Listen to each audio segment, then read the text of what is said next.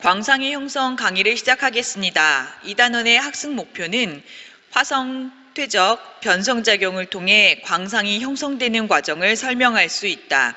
대표적인 광상에 존재하는 자원의 종류를 조사하여 설명할 수 있다입니다. 미국의 빙엄 광산, 칠레의 로마스 바야스 광산에는 대규모의 구리 광상이 형성되어 있습니다. 이 장소에 구리가 많이 발견되는 까닭은 무엇일까요? 또 이러한 광상은 어떻게 형성되는 것일까요? 빙엄 광산은 미국의 유타주에 있는 광상으로 세계 최대의 노천광 중 하나입니다. 한편 로마스 바야스 광산은 칠레 북부의 아타카마 사막에 있는 광상으로 빙엄 광산과 마찬가지로 노천 상태로 채굴을 해서 구리를 얻습니다. 칠레에는 로마스 바야스 광산과 같은 광상이 여러 곳에 발달해 있는데 이러한 칠레의 노천 광상은 판의 섭입대에서 마그마의 관입에 수반돼서 나타나는 것으로 알려져 있습니다. 유용한 광물이 지각의 평균적인 함량보다 훨씬 높은 비율로 모여있는 곳을 광상이라고 합니다. 광물이 형성된 지질 작용에 따라서 크게 화성광상, 퇴적광상, 변성광상으로 구분합니다. 광상은 화성작용, 퇴적작용, 변성작용을 통해 암석이 만들어지는 과정에서 형성됩니다.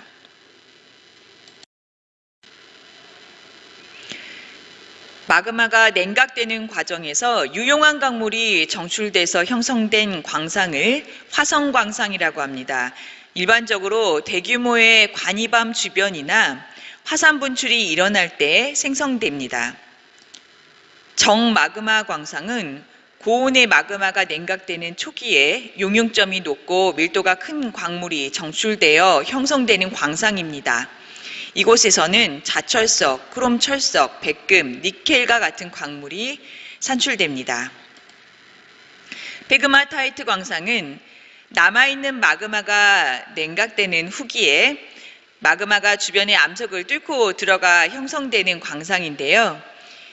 저온의 마그마가 화성암을 만드는 과정에서 석영, 장석, 운모, 녹주석, 전기석 등의 광물이 형성됩니다.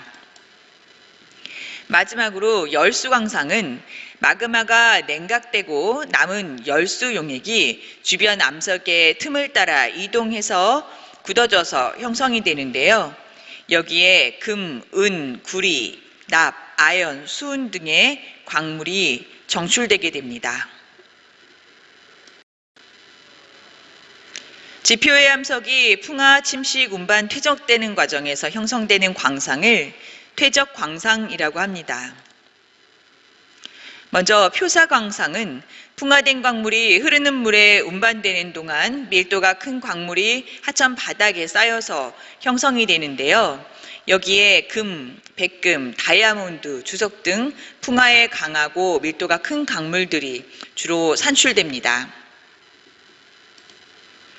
풍화 잔류광상은 고온다습한 열대 지방에서 화학적 풍화작용이 활발하게 일어나 풍화되고 남은 광물들이 모여 형성이 됩니다. 알루미늄을 추출하는 보크사이트와 같이 화학적 풍화에 강한 광물이 주로 모여 있습니다. 침전광상은 해수가 증발하면서 해수에 녹아있던 물질이 침전되어 형성됩니다. 대표적인 침전 광상으로는 암염, 석고, 탄산용 광물 등이 있고요. 그리고 성캄브리아 시대에 형성된 호상 철강승이 여기에 해당됩니다.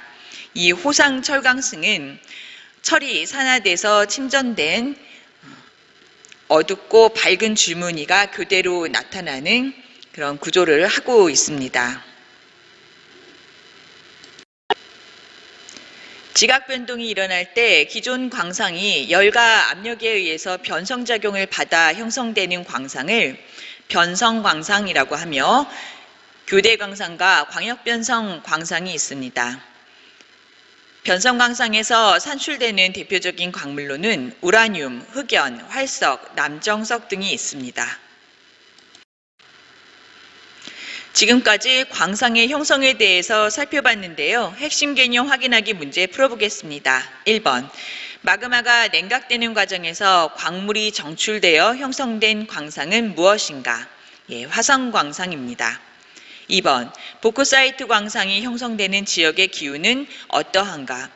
보크사이트 광상은 화학적 풍화가 잘 일어나는 기후대에서 형성이 됩니다. 그래서 고온 다습한 환경에서 주로 형성이 됩니다. 3번. 변성광상에서 산출되는 자원의 종류에는 무엇이 있는가? 우라늄, 흑연, 활석, 남정석 등이 있습니다.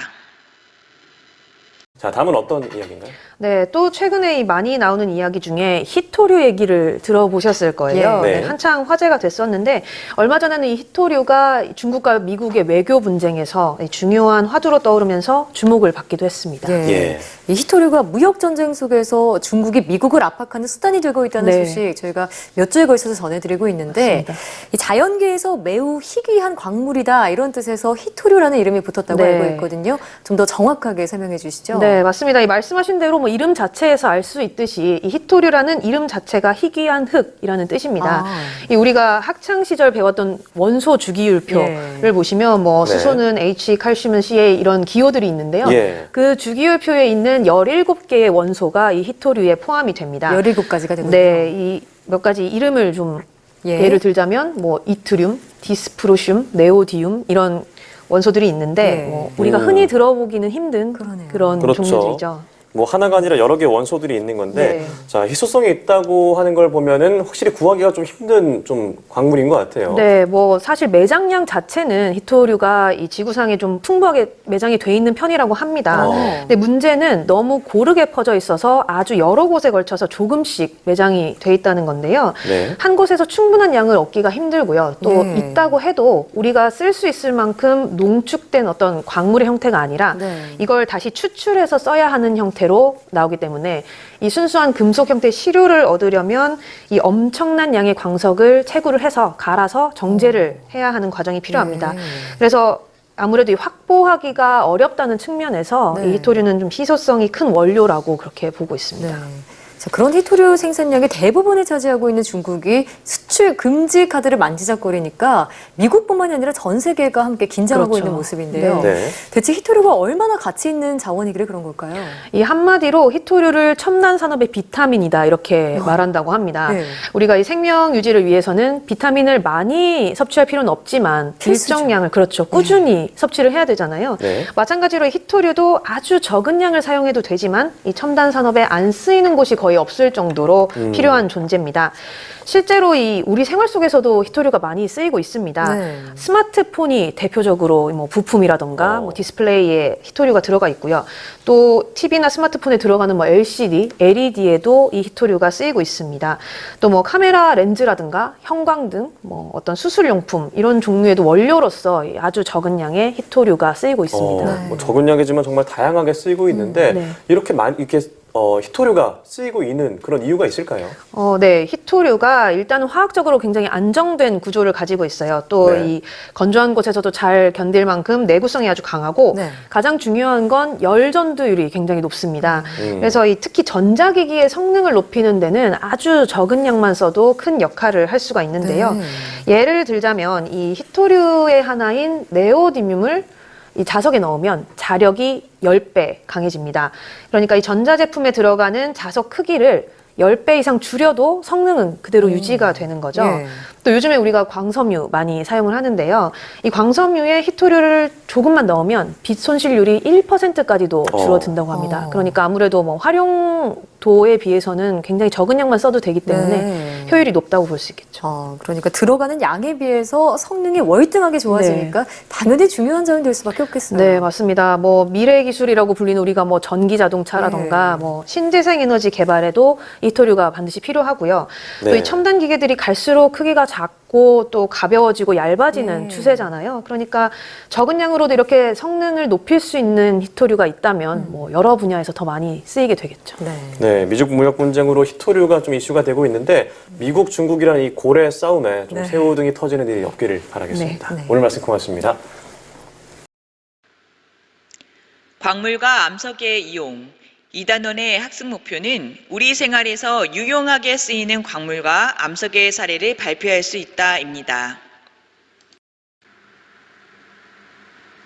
휴대전화는 크기는 작지만 휴대전화를 구성하는 부품에는 철, 규소, 니켈, 크롬, 금 등 수십 종의 광물이 사용됩니다. 일상생활에서 광물은 어떻게 이용되고 있을까요? 휴대전화는 크기는 작지만 기판, 배터리, 카메라 렌즈, 케이스 등 수많은 부품으로 이루어져 있습니다. 각 부품에는 철, 규소, 니켈, 크롬, 금, 구리, 납 등 광물이 사용되며 이리듐, 란타넘, 네오디뮴 등의 히토류 광물도 필수적으로 사용됩니다.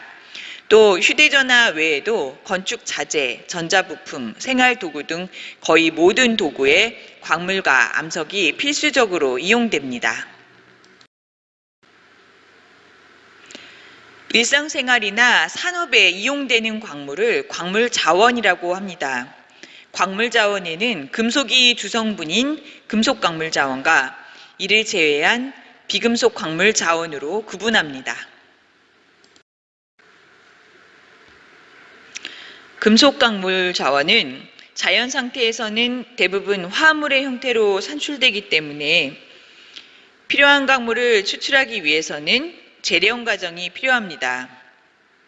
금속광물 중에 철은 지각에서 두 번째로 풍부한 금속 원소로서 각종 기계와 도구, 건축물, 자동차 등 인류가 사용하는 금속의 대부분을 차지합니다. 알루미늄은 지각의 구성 원소 중에 가장 풍부한 금속 원소입니다.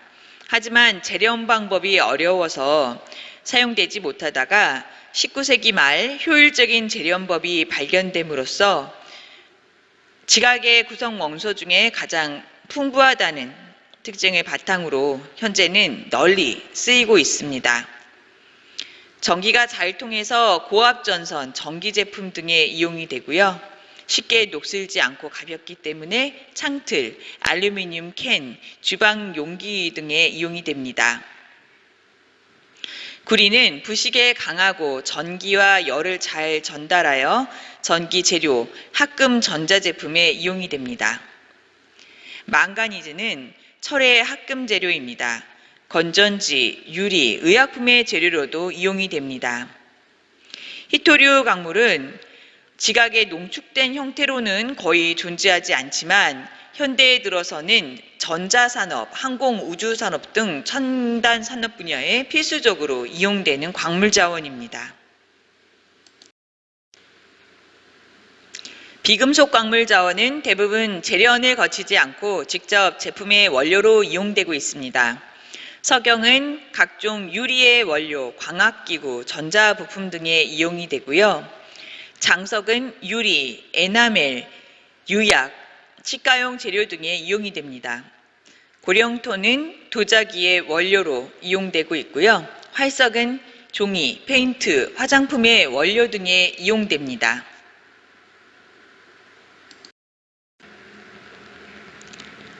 암석들도 우리 생활에서 폭넓게 활용되고 있습니다. 화강암은 단단해서 건축자재로 많이 이용되고 있고요.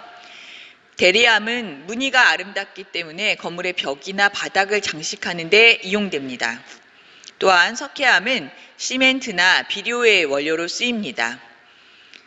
그리고 암석이 풍화되어 생성되는 토양자원도 건축의 자재, 그릇의 재료 등 다양한 제품의 원료로 활용되고 있습니다.